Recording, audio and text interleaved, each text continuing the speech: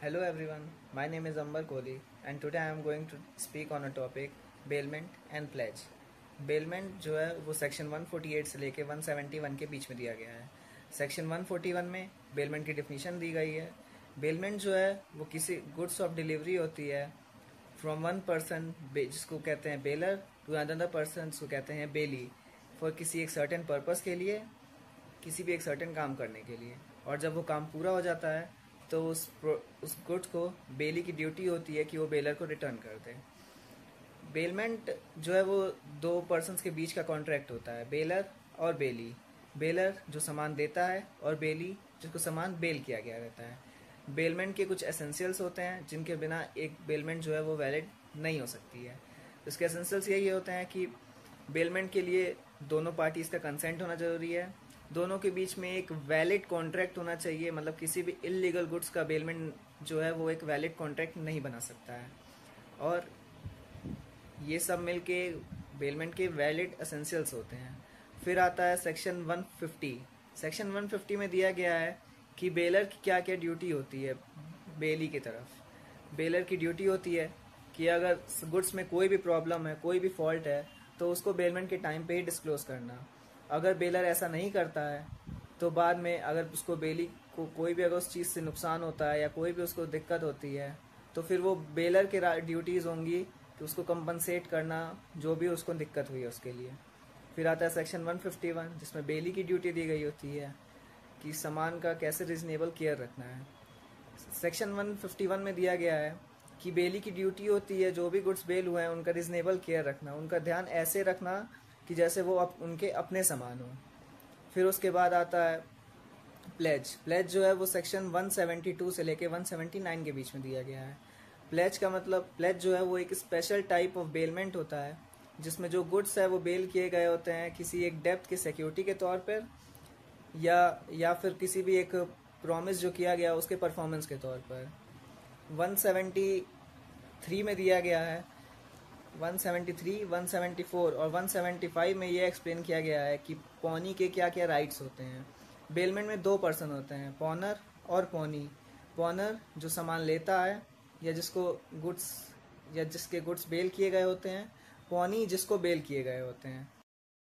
फिर आता है प्लेज में आता है पौनी के क्या क्या राइट्स होते हैं। पौनी के राइट्स जो है वो सेक्शन 173, 174, 175 और 176 में दिए गए हैं।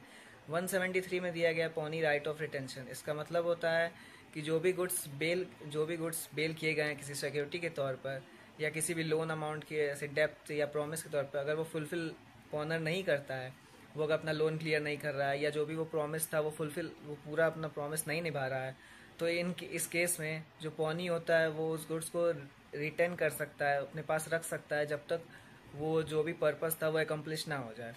फिर आता है सेक्शन 174 जिसमें दिया गया है कि पौनी राइट टू इंकर्ड एक्सपेंसेस। जो भी एक्सपेंसेस उस सामान को रखने के लिए, पॉनर जो गुड्स को सही से रखने के लिए, पॉनर के जो भी उस पर एक्सपेंसेस लग रहे हैं, उस पर जो भी खर्चा हो रहा है उस गुड्स को रखने में, वो सब वो पॉनर से ले सकता है। ये पौनी के राइट्स होते हैं। फिर आता है सेक्शन 175। इसमें दिया गया है कि जो भी एक्स्ट्रा एक्सपेंसेस होते हैं गुड्स को रखने के लिए, जो भी एक्स्ट्रा एक्सपेंसेस या गुड्स के वजह से जो भी नुकसान हो रहा है पौनी को, वो सब वो पॉनर से ले सकता है। फिर आता है सेक्शन 176 जिसमें दिया गया है कि पॉनर जो है अगर वो टाइमली जो भी डेप्थ था या जो भी प्रॉमिस था वो फुलफिल नहीं होता है पॉनर के थ्रू, तो पौनी जो है उस सामान को सेल कर सकता है एक नोटिस भेजने के बाद।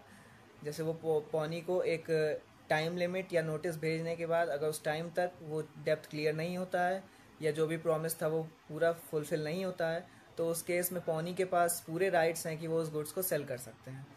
फिर इसमें दिया गया है कि बेलमेंट और प्लेज में डिफरेंसेस क्या क्या होते हैं। बेलमेंट में जो भी गुड्स जो है वो बेल होते हैं वो एक कॉमन पर्पस के लिए किए गए होते हैं, पर जबकि प्लेज में जो भी गुड्स बेल किए गए होते हैं वो किसी डेप्थ के सिक्योरिटी के तौर पर या किसी एक प्रॉमिस को फुलफिल करने के लिए दिए गए होते हैं। वही प्लेज में कंसिडरेशन जो है वो एकदम मेन है, बिना कंसिडरेशन के प्लेज जो है वो कंप्लीट हो ही नहीं सकता है।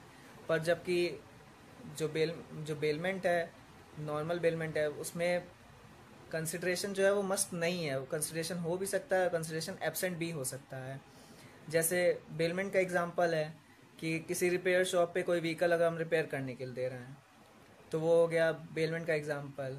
और प्लेज का एग्जांपल है कि अगर हम किसी ज्वेलरी शॉप पे अपनी ज्वेलरी जो है किसी एक लोन अमाउंट के तौर पर दे रहे हैं, किसी एक लोन अमाउंट को लेने के लिए उसको एज अ सिक्योरिटी दे रहे हैं, तो वो प्लेज में आता है, जिसमें जो भी ज्वेलरी शॉप ओनर है वो एक टाइम के बाद उस ज्वेलरी को सेल कर सकता है अगर वो उसका डेप्थ क्लियर नहीं होता है तो।